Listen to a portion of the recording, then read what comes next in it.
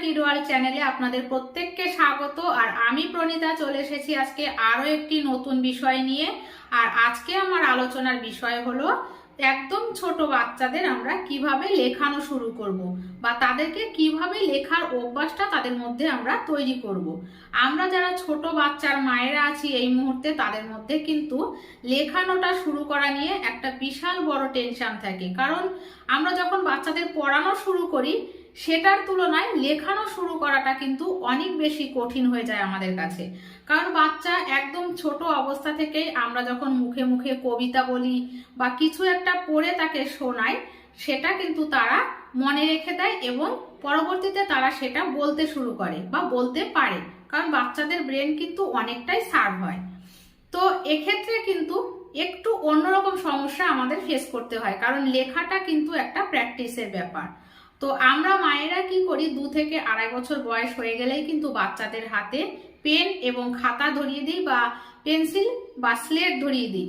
এটা আমার মনে হয় একটু আমরা ভুল পথে এগোই। কারণ এইভাবে না দিয়ে আমরা একটু অন্যরকম ভাবে, যেমন বাচ্চাদেরকে আমরা খেলার মাধ্যমে কিন্তু লেখানোটা শুরু করতে পারি। তাতে বাচ্চার কি হবে, লেখার প্রতি যে ভীতিটা সেটা আসবে না, এমনকি লেখার প্রতি আগ্রহ বা লেখা শেখার প্রতি আগ্রহটা অনেকাংশে বেড়ে যাবে। যেরকম আমরা প্রথমেই করতে পারি কি, বাচ্চাকে কোথাও না লিখতে দিয়ে এইরকম শূন্যে আমরা আঁকিবুকি শেখাতে পারি।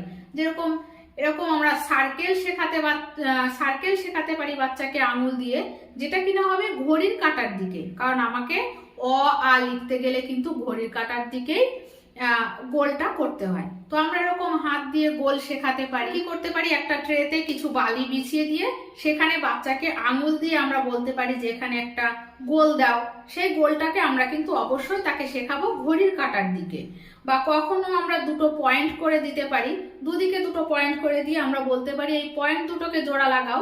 তাতে কি হবে, বাচ্চা সরল রেখা টানাটা শিখে যাবে। কারণ আমার কিন্তু ABCD লিখতে গেলে বাচ্চাকে কিন্তু আগে অবশ্যই সরল রেখা টানাটা শিখতে হবে। কারণ A বলো, B বলো, D বলো, E F এই সমস্ত কিছু লিখতে গেলে কিন্তু আমাকে আগে রেখা টানাটা শিখতে হবে।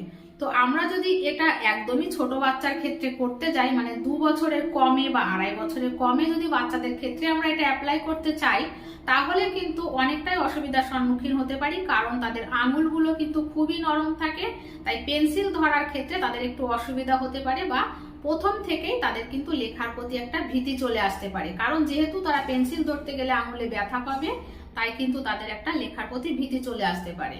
তাই প্রথমেই আমরা বাচ্চাদেরকে স্লেট পেন্সিল বা খাতা পেন না দিয়ে আমরা কিন্তু একটু অন্যরকম ভাবে তৈরি করতে পারি। আমরা কিন্তু এই ব্যাপারটাকে খেলার ছলে যদি শেখানোর চেষ্টা করি, তাহলে কিন্তু বাচ্চাদের শেখার আগ্রহ এর প্রতি অনেক গুণ বেড়ে যাবে এবং তারা কিন্তু আনন্দ করে শিখবে। তো প্রথমেই আমরা করতে পারি কি, তাদেরকে জল দিয়ে আমরা কিন্তু মেঝেতে আঁকিবুকি কাটতে দিতে পারি বা ট্রের মধ্যে বালি বিছিয়ে দিয়ে বালির মধ্যে আঁকিবুকি কাটতে দিতে পারি। এরপরে যখন তারা আঁকিবুকি কাটা শিখে যাবে, তখন তাদেরকে আমরা গোল বা সরল রেখা টানতে শেখাবো। এরপরে যখন 3 থেকে 3.5 বছর বাচ্চা পার হয়ে যাবে, তখন কিন্তু আমরা তাদেরকে একটু একটু করে পেন বা পেন্সিল বা চক বা মার্কার এগুলো ধরা শেখাবো। কারণ এক্ষেত্রে যদি আমি মার্কার বা চক ব্যবহার করি, তাহলে কিন্তু বাচ্চারা অনেকটা খুশি হবে। কারণ বাচ্চারা কিন্তু উজ্জ্বল জিনিস বা ব্রাইট জিনিস পছন্দ করে। তো পেনের বদলে যদি আমরা মার্কার দিই, বাচ্চা কিন্তু অনেকটাই বেশি খুশি হয়ে লিখবে। তো আপনারা এই ব্যাপারটা বাড়িতে ট্রাই করে দেখতে পারেন, আশা করি ভালো লাগবে আর বাচ্চারও ভালো লাগবে। আমি এটা আমার বাচ্চার ক্ষেত্রে অ্যাপ্লাই করেছিলাম, ও কিন্তু খুব খুশি মনে মার্কার দিয়ে লেখাটা শিখেছে। তো আপনারা যখন দেখবেন যে ওর পেন বা পেন্সিল ধরার অভ্যাসটা শুরু হয়ে গেছে, তখন ওকে একটু একটু করে লেখা শেখাবেন খাতায় বা পেন্সিলে। খাতায় আপনারা কি করতে পারেন, ডট ডট ডট ডট করে দিয়ে একটা এর শেপ বা কর শেপ বা এর শেপ তৈরি করে দিতে পারেন।